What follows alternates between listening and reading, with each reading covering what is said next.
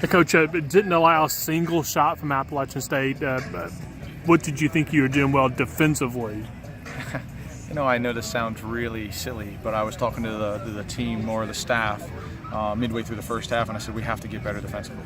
I just thought they were finding some pockets of space in the center of the park that we don't want to allow to happen. And obviously we'll take a look at it and hopefully we'll get better for Saturday. But I think the mentality was good for 90 minutes. It was an even, balanced performance. To come out of halftime and get the goal as early as we did was a great response to the halftime. We wanted to try to continue to impose our game and really step up. And obviously an even performance too. We played 22 guys here tonight, 9 shots in each half, 18-0. You don't see it very often. So I was pretty proud of the guys and the way they responded. Was there any frustration, I guess, in the locker room of having those first half opportunities but not putting any in the back of the net? No, that's soccer. A week ago it was a different story, right? We had 20 shots, and we're sitting here doing a post-game interview after a 2-1 defeat. And I think right now, we just said we needed patience. We needed to play with a little bit more urgency in the final third. We needed a little bit more movement in behind. And we got the goal early. And I did think if we got one, we could get 2 or 3. Give App State credit in the first half. They kept us in front of them. We had a couple of half chances that we didn't put away. But I was really proud of the way the guys, more of their reactions after we turned the ball over higher up the field, where we were able to pin them in for long periods of time.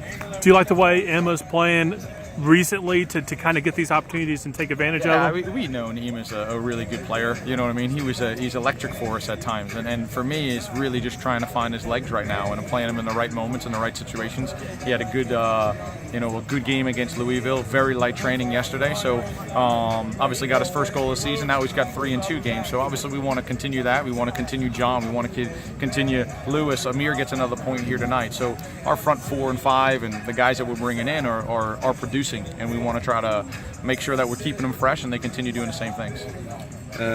Coach, talk about last week coming here and losing to Georgia State, and now Wake Forest comes back and doesn't allow a single shot. You've been saying the whole season that Wake Forest prides its identity in having defense.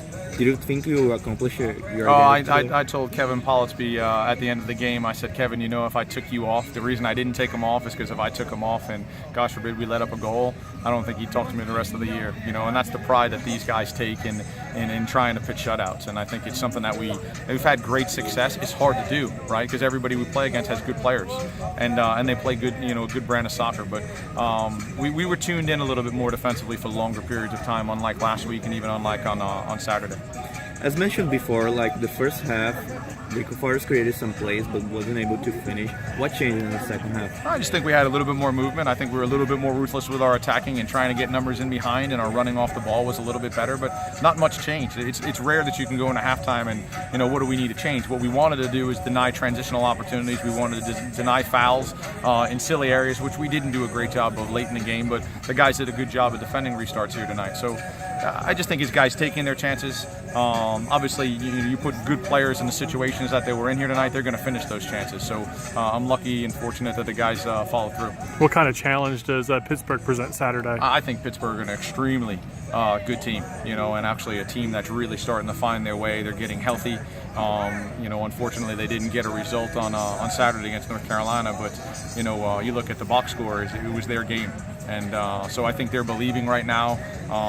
It's going to be an ACC college soccer game. I'm expecting a very difficult opponent in Pittsburgh. Of course, a home football game that day at 3 o'clock. What's your message to the fans about getting over here to Spry by 7:30? We hope we can pack Spry on Saturday. Our games, and to come into the ACC season, coming back home, being 1-0 with an opportunity, to play another ACC game, hopefully at Spry in front of a great crowd. Hopefully they'll come from football and they'll make their way here at 7:30.